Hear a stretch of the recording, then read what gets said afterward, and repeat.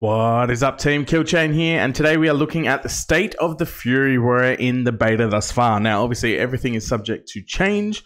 We're expecting more tuning to come down the pipeline, but in terms of the playstyle and the thematic effects of our two hero talents that have been revealed, nothing really is going to change. We've already had a bit of a talent reshuffle and overwork in that regard. Unfortunately, no overarching new utility that we've been given or anything, but gives us an opportunity to see how we're faring heading into War Within, as we are literally around 2 months away from full release, probably around a month away from the pre-patch. So yeah, let's get it, see how we're sitting. Right, so to begin with, let's have a look at where we're currently situated in our experience with Dragonfly. There's two predominant builds, the first of which we're running in Season 4 now, and this is I guess a revisit of Season 2, and it's all about Raging Blow. The name of the game is all through Rampage. Rampage is the be-all's knees, it's the be-all end-all of how this whole build revolves around and operates, right? As your rampages mean you're spending rage on that, which reduces the cooldown of Recklessness and Ravager, thanks to anger management. Recklessness itself also increases your rage gain, which then further means more rage gain, means more rampages, which then feeds back into anger management, which means you get even less cooldown on Recklessness and Ravager. You get the idea.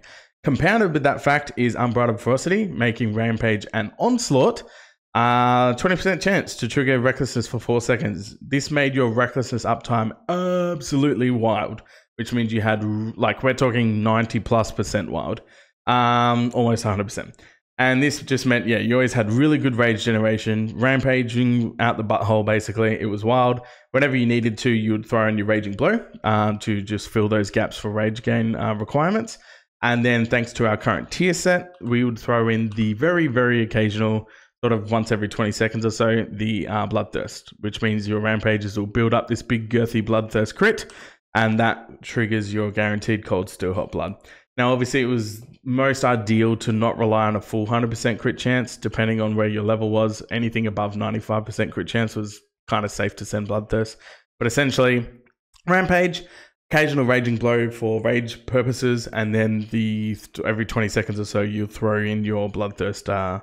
That was the gameplay loop. Now, on the other side, we had Season 3. The playstyle there was heavily around Bloodthirst. This is where the name of the game actually shifted away from Rampage as the primary source of damage and the primary gameplay loop, and fed it into Bloodthirst, and specifically Bloodbath, which was the empowered version of Bloodthirst.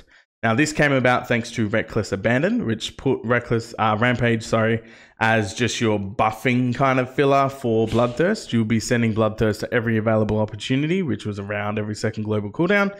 Throw in your Rampage to 1, spend your rage, and 2, buff up your Bloodthirst.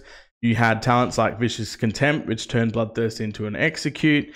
You could run Blood Craze to get even more consistent crits, which meant more uptime on your Cold Steel Hot Blood, Gushing Rune Bleed.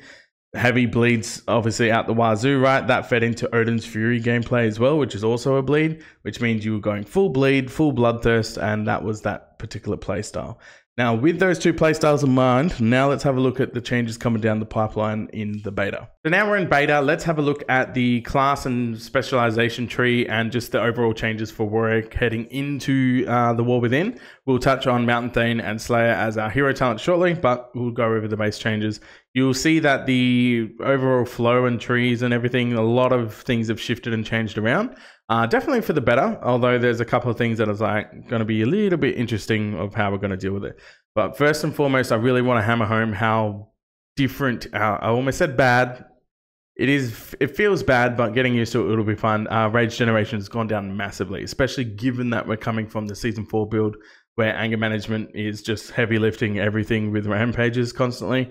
It's a little bit ridiculous how much uptime on Recklessness we have. I really like that though, and it does feel a bit jarring to lose it. So essentially, you'll see anger management now requires every 30 rage before you reduce your cooldown by a second. It used to be 20. So you'll note with the rampage cost of 80, you used to get 20, 40, 60, 80, so 4 seconds for every rampage you did. Whereas now being 30 rage, you're only getting 30, 60, so 2 seconds every rampage you do.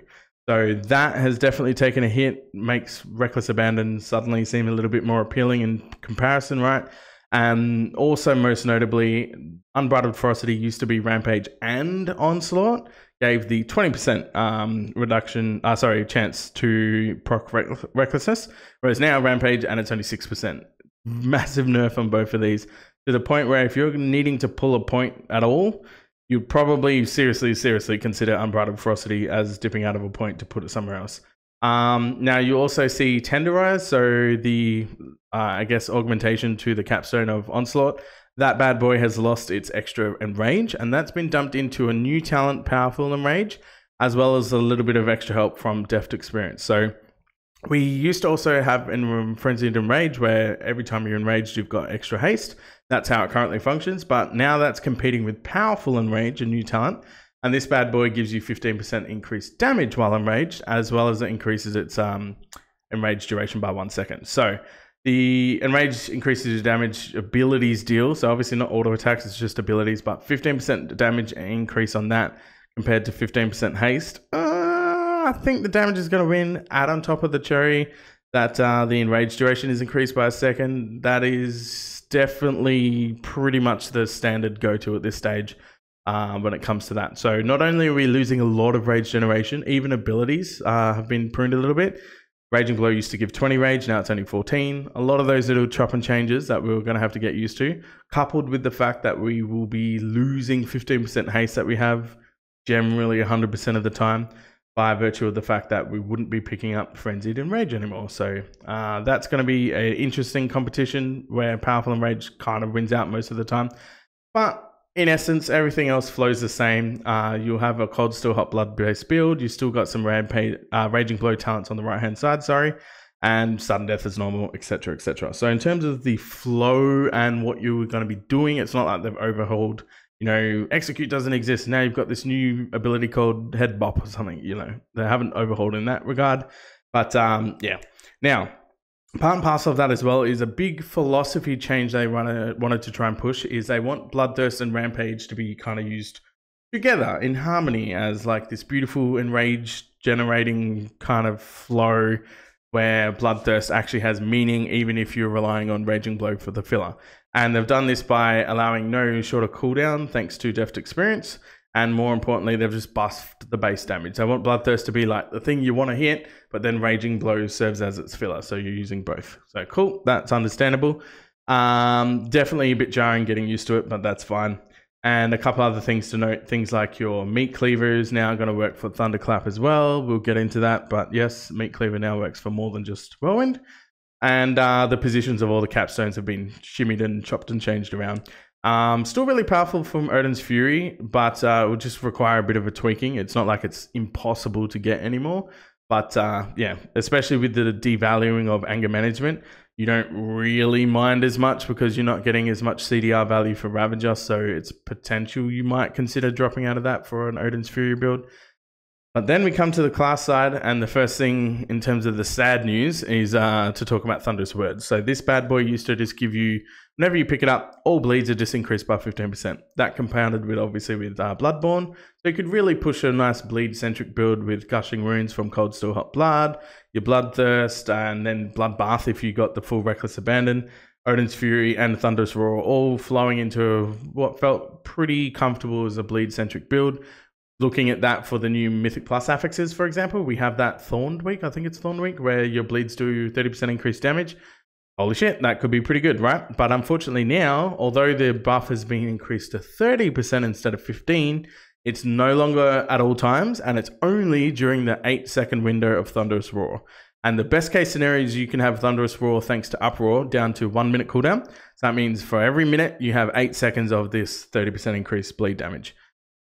Good in terms of a burst scenario, sure, because you'll be able to time that with your Odin's Fury and make sure you're getting all your bleeds in that little 8-second window, but it does feel flat and not very intuitive or fun. So we've kind of been nerfed on the AM side, as well as nerfed on the Odin's Fury or bleed-centric side. So a little bit different. I'm going to keep using the word different. It is jarring to get used to, but I'm not completely sad because definitely some of the... Well, both, I think, have a chance to really shine in their own way when it comes to the hero talents. But the most important thing to take away for the actual class side of the tree is things like Shockwave not being a capstone anymore. Much easier to get our hands on it. I have my reservations because, again, even running with Rumbling Earth, the cooldown going from 40 seconds all the way down to 25, as long as you're hitting it on 3 or more targets, really good. Happy to take that gladly. But we need to kind of take stock again of making sure we're aware that stun is like the most common AoE CC, right? And lots of, pretty much almost every class has some sort of stuns and stuff they're rolling, whether it's single target or AoE. So if anything's going to hit a DR cap, it's going to be a stun. And so having a shorter cooldown on that kind of situation, I'm not entirely sold on it, but it is really good that it's an option instead of just flat out not even being able to take it. And you'll see a few key different changes. It is also important to note as well that Second Wind has had a little bit of a buff, whereby not only does it restore the health every second when you haven't taken damage, but it now also gives you just 1% of your health every second when you're below 35% health. Unfortunately, currently as it stands, the game still feels quite yo-yo-y. And as we saw from Dragonflight in terms of the healing, you tend to notice your full health or your imminent danger of dying at any second. Essentially, you want to be at full health all the time. So less value in that regard. But if we move towards more of a healing role where, you know, there's more methodical, slow healing up of the process where things aren't just one extreme or the other, 100% health or dead because you didn't use one of the 17 DRs you're supposed to have, then by all means, Second Wind will grant some better value for that. So this is a bit of a return to the MOP style Second Wind.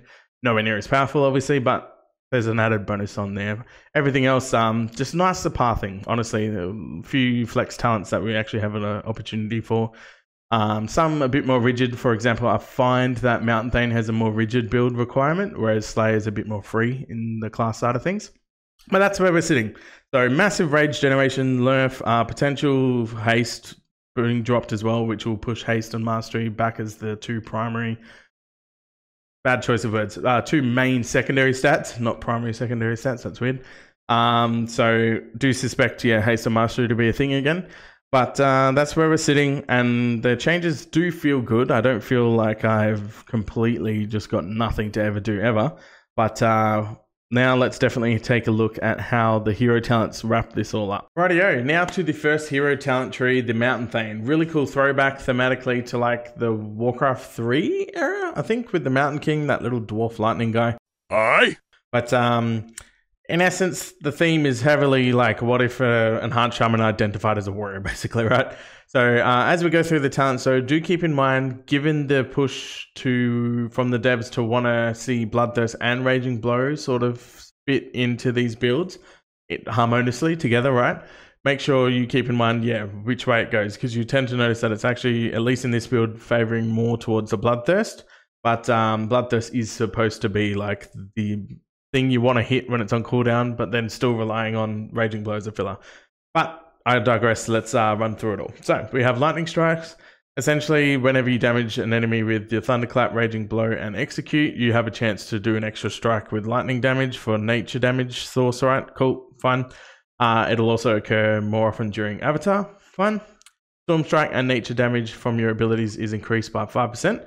And Storm Strike obviously ignores armor. So we already know that Storm Strike should ignore armor because it's nature damage, not physical attack, right? So this is more of a statement just clarifying so people are aware that, hey, this is what is happening by this whole Storm Strike nature damage thing. Thunderclap is obviously massively increased on the damage and generates some rage, yay. And then all the talents that affect Whirlwind now affect Thunderclap as well. Really cool, makes sense. Now, the ground current, Lightning Strikes will also deal a bit of splash damage to some targets around them. Still reduce damage beyond 5 targets. They're really pigeonholing warriors to be 5 targets or less. But it's fine. It is what it is. We're used to it now. We have Strength of Mountain. The Bloodthirst and Rampage increased by 15% is very noticeable and really cool. Again, further incentivizing Bloodthirst, in my opinion, here. You could look at Raging Blow and Execute as, you know, they also have this ability to proc these lightning strikes, but your predominant source of procking this is 100% going to be Thunderclap. Well and truly. Now for our little choice node beneath the Strength of the Mountain, we have Keep Your Feet on the Ground, Extra Armor, and Thunderblast reduces the damage you take by 8% for 5 seconds. Pretty decent enough, you know, DR to consider whenever incoming damage is coming. And then on the flip side, Steadfast is the peaks. It gives you a bit of extra stamina, but more importantly, your impending victory becomes a personal rallying cry, if that makes sense. So if you imagine every 30 seconds or however often you're doing your impending victory, I think it's 30 seconds, 25 seconds, cool. So every 25 seconds, it literally not only heals for 30% of your maximum health, but it gives you an extra 10% max health. So that's really handy as well. Our next talent along, another choice node, Stormbolts. I still don't feel great about this one, to be honest, because it just hits 2 additional enemies, but you have no way of controlling that, right? So you Stormbolt your primary target, but yay, 2 others happen to get hit. You can't reliably use that to stun a pack or anything. There's just, you're only hitting 2 out of a potential 5 or 8 in the pack or whatever, and you don't get to pick which the ones are the ones hit. So that's a bit of a feels bad. This one sounds really cool, Storm Shield. This is where once you intervene a target, 3 times the amount of your armor is given as a magic shield, right? So really cool magic DR for other people. But unfortunately, you rarely run intervene because it still suffers from that same horrible thing whereby when you intercept someone, as long as you're within 10 yards of them, you will take all their melee and ranged hits. You would die all the time to tanks if you accidentally intervene a tank. And you might be using it trying to be mobile around the map, right? But if you intervene the wrong person, you're kind of screwed. So very rarely, it still sucks for DPS warriors. It's a shame, but that sounds really cool. It's just I don't see it having much use, unfortunately. Then we have Thunderblast. So this for us, obviously we're ignoring the protection side of things, sorry, for Prot Warriors. Shield Slam irrelevant, but more importantly, Bloodthirst will have a 35% chance to grant Thunderblast, stacking up to 2 charges, and it just means an empowered version of Thunderclap, basically. And it becomes Storm Strike damage, which ignores armor, like we know, and it generates a little bit of extra rage. Instead of 5, it's 10. Cool. Next up, we have a choice node, whereby we can either have Thunderblast will call down a Lightning Strike to hit an enemy guaranteed, or we can have wherever we hit Recklessness, it grants us a charge of Thunderblast. Now, if you're ever not running Anger Management, this is the dumbest talent ever because you're already getting it from this one with Avatar and they line up 1.5 minutes to 1.5 minutes. You're going to be hitting these together. So why get 3 charges of it when it literally only stacks up to 2 charges? You get the idea. So yeah, you're going to be running Flashing Skies pretty much all the time. Next, we have the 30% more often chance to trigger the lightning strikes from the top part where Thunderclap, Raging Blow, and Execute triggers it. This 32% is actually baseline 25%, but 25% add 30% on top of that makes 32. So that's why we've got the higher amount there. The choice node with it though is you generate some rage. So given our rage starved situation, it would seem like this might be the play. Again, a numbers game. If it ends up working out that way, cool. If not, I mean, you sort of just take it as it is. I don't see much value in this because the 5 rage seems too small to really worry about too much, and Raging Blow and Execute you don't hit frequently enough to really get much benefit out of it. Being so heavy on the Bloodthirst side of things, you tend to notice if you really want some execute damage, you could go into Vicious Contempt a lot more, especially with how devalued Unbridled Ferocity is now. You can run that into Reckless Abandon instead and pick up 2 into Vicious Contempt. That serves your execute purposes fine. And yeah. So with that in mind, yeah, I'm going to be gathering Clouds, and I'd recommend that for sure, at least until we see some changes. Additionally, Burst of Power. This bad boy is another thing you're going to have to track, but there'll be weak auras for classes that'll just tell you when to hit buttons, right? Let's be real. But this will make your Lightning Strikes have a chance to make your next 2 Bloodthirst have no cooldown. And they do some increased damage and increased rage. Always handy, but the no cooldown part's the most important part.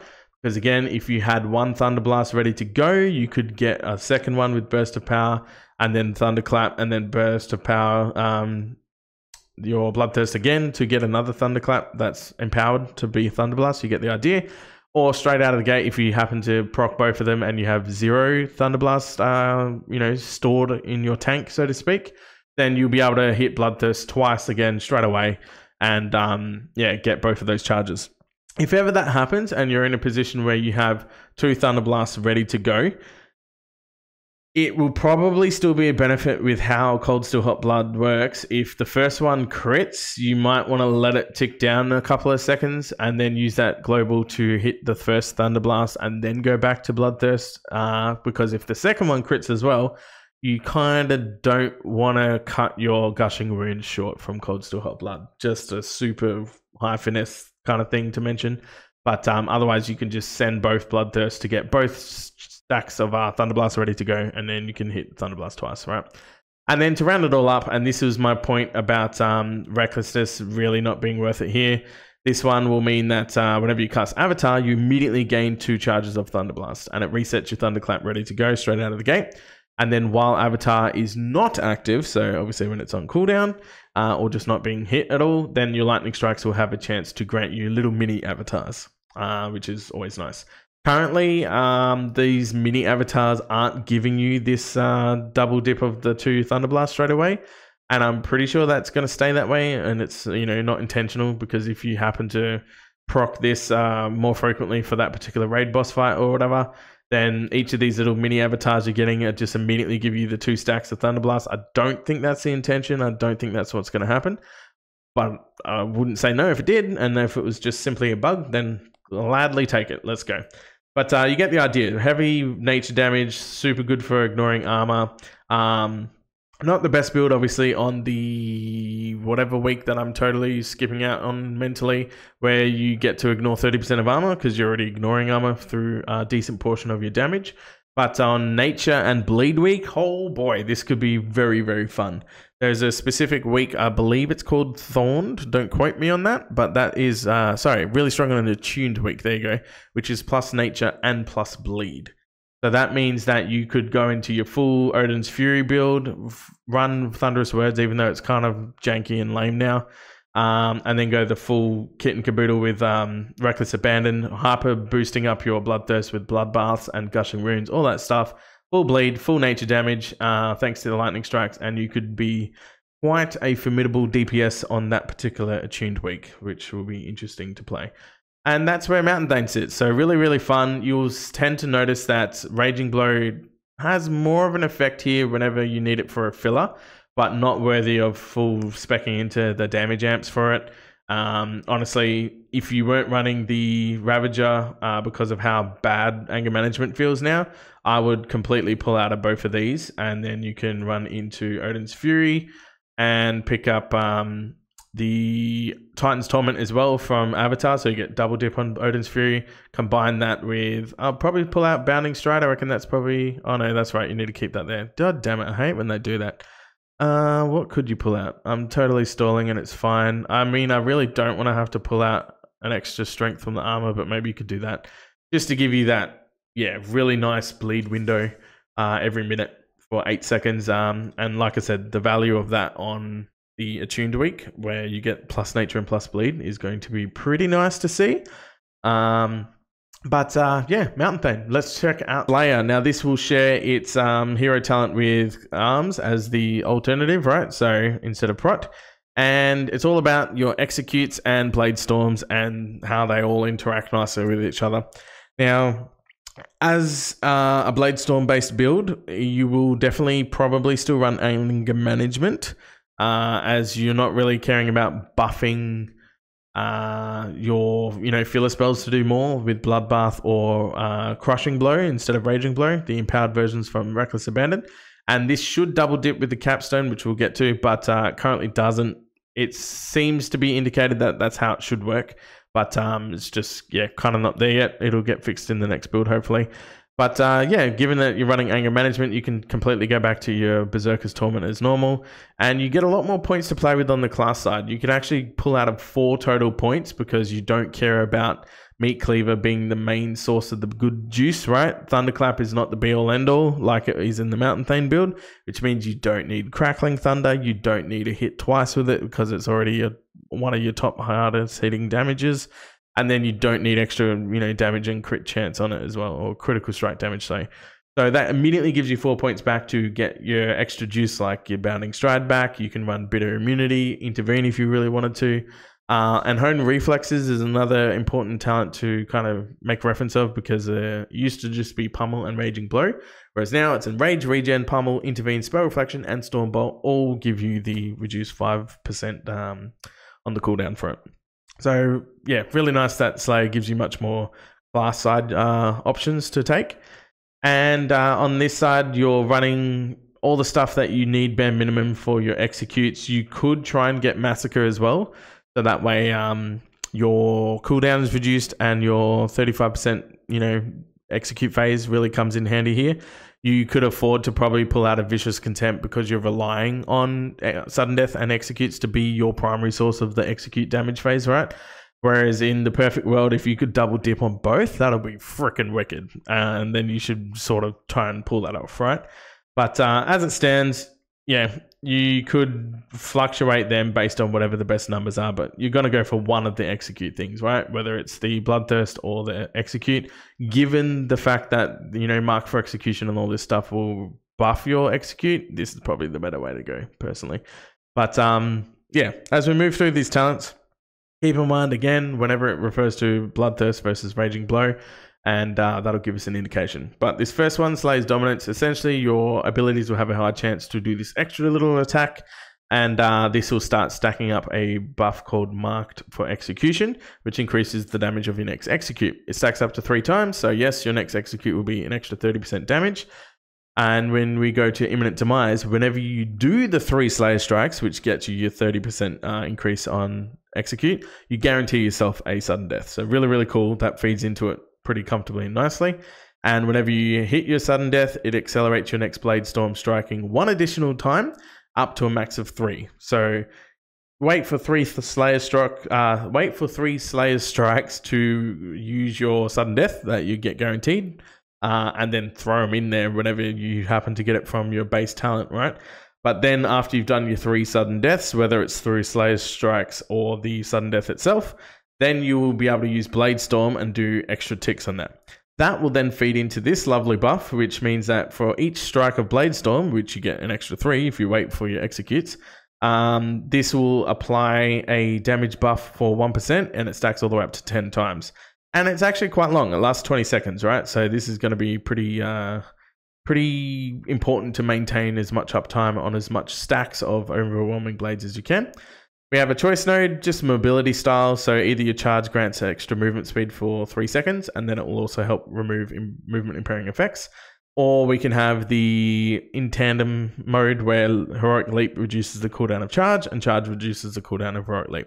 For me personally, that 70% move speed is wild. It's so good. Just for repositioning, anything like that. Yeah, very speedy boy, so it's good fun. Next, we have another choice node where Fierce Follow Through will be all about Bloodthirst. So your Bloodthirst crits increase the damage of your next Bloodthirst, or vice versa, Raging Blow, which is whenever Raging Blow resets its own cooldown, which is from your talents like Improve Raging Blow and Critical Thinking. No, this one. Yes, the Wrath and Fury, I think, has an additional 10% increased chance to instantly reset its own cooldown.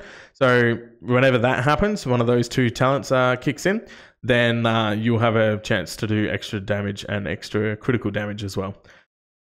Opportunist really doesn't provide much value, honestly, because you're still waiting for the chance for it to happen, whereas, again, you're waiting for the chance for Bloodthirst to crit, sure. But Bloodthirst has been hit far more frequently than Raging Blow, especially on Slayer, because there's a lot of dead cooldowns that are being used for sudden deaths instead of a filler spell. And then Blade Storm doesn't allow you to cast stuff while, or at least damaging abilities while it's being cast, and that's on a short cooldown as well. So throughout the course of a fight, your number of possible global cooldowns you could be Raging Blow compared to Bloodthirst is way less. So in my opinion, Fierce Follow Through all the way. Then we have the Culling Cyclone. So each strike of your Blade Storm deals an additional 20% evenly split across targets. So yeah, if you're getting the full extra 3 strikes of Blade Storm as well, that's going to be pretty good for single target because it's evenly split normally, but on this one central boss target, right, you're going to get 20% extra, 20% extra, and ramp all the way up. So that'll be really cool. Alternatively, we can also get that your next Rampage after Blade Storm deals an extra 50% damage. Again, this is purely going to be boils down to the number kind of situation. This is going to be good in both AoE and potentially single target, whereas this is just mainly going to be good for single target. Again, yeah, sure, your Rampage could be meat cleaved onto a bunch of other targets at a higher damage threshold as well, but I don't think it's going to be that crasher, honestly. I think Culling Cyclone will pull out ahead in that regard. Then we have Death's Drive. You heal for a bit of damage every time you hit sudden death. Cool, nice and easy, a bit more self-sustain, happy days. We have Marks of Execution, so this little buff from the Slayer Strikes. Whenever that happens, it'll increase your crit chance and crit damage for your next execute by 10%. So that's really handy as well, just further feeds into the execute playstyle. Reap the Storm. Bloodthirst has a 20% chance to cause you to do this little quick blade storm. It does not cut off your auto attacks or flow of gameplay at all. It's like half a second of nothing. Like it's just a free whirlwind that does a certain amount of damage, right? That has nothing to do with the flow of the gameplay, so don't worry about that. It used to be a mini blade storm, but they got rid of that as it ended up chewing up the imminent demise stacks, and that allowed you not really to be able to stack it up properly for an actual blade storms, and they didn't like that interaction, so they got rid of that. This is good, but again, it's all about Bloodthirst, sorry. Lastly, we have Slayer's Malice, which is literally the dumbest talent ever. Because honestly, I just see Raging Blow as such a nuisance at this point. It's just not really worth hitting in either of the two hero talents. So I think you could literally untech it and you will see maybe 0.1% of your DPS change or something. It's going to be so small. But lastly, nonetheless, the capstone that rounds us all out is whenever you execute a target, that is marked for execution, you both reduce the cooldown of Blade Storm and apply 2 stacks of Overwhelmed to the target per stack of mark for execution consumed. So if it's 2 stacks for every mark, it's 3 marks, 6 stacks, you get the idea. And yeah, that's kind of insane. Given the CDR, that'll double dip with your anger management. It doesn't currently work, but that's how it's supposed to. And you can still pummel and Stormbolt while Blade Storming, which is going to be handy for interrupts and things like that. Now, the only downside to this particular build is going to be obviously throughput and numbers. It started off feeling really low and kind of dismal for the DPS side of things, but you know, time will tell. There'll be buffs and nerfs and tuning all over the place over the next couple of months, I'm sure. But the big ticket that gets a bit frustrating is that while Blade Storming, obviously you're not auto attacking or anything, you can still pummel and Stormbolt. That's great, but keeping up in Rage is really difficult. Whenever you're doing Blade Storm or any sort of Blade Storm build, because you can't keep the flow of rampaging to guarantee you're in Rage, that kind of thing. So a bit of a feels bad. It's going to be quite tricky to maintain that in Rage and be smart with it. Again, you can sort of rely on the Powerful in Rage and Deft experience to kind of do a little bit of the heavy lifting here. Hopefully the Bloodthirst will be enough to keep it at that sort of 5 to 6 range, where you can do your full Blade Storm duration without having to worry too much. But again, it is important to note that it's a quicker Blade Storm than Arms. It's only 3.4 seconds, so you are technically, hopefully, going to have enough time to be able to, immediately rampage out of it, so you can guarantee yourself in Rage uptime on that as well. So. And the extra ticks that you get from Imminent Demise, they don't increase the duration of, in fact, it specifically says it.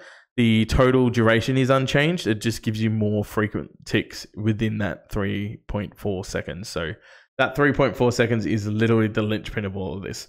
Makes it a little tricky, but if you plan accordingly, you should be able to maintain your Enrage pretty comfortably. But yeah, there are 2 specs. I really, really like both of them. The change to Imminent Demise that ended up coming in is very, very important. That just simple loop of knowing that every 3 Slayer strikes guarantees you a sudden death, which means you're getting full value out of it. And then you can throw your extra ones in there as well. Feels really good, feels really fun. It's just a matter of tuning. I'm a bit sad that we didn't get any major change in terms of like group utility. Things like the Mountain Thane, for example, that little storm shield that we could have had with Intervene sounds so cool. Would have been nice to be able to provide that, but all in all, I'm pretty happy. I think they're going to be in a good spot, especially for, all areas of content, really. Like Mythic Plus and Raid, they'll still have their places for it. I'm just feeling sad because I was really hoping Warrior would get something that might be super, super useful in Mythic Plus, but it is what it is. The builds themselves, very fun. So let me know what you guys think down below. Any classes you're particularly got your eye on. Obviously, I'll be coming out with a ARMS one as well shortly. So thanks for watching, and I'll peace and see you guys in the next video.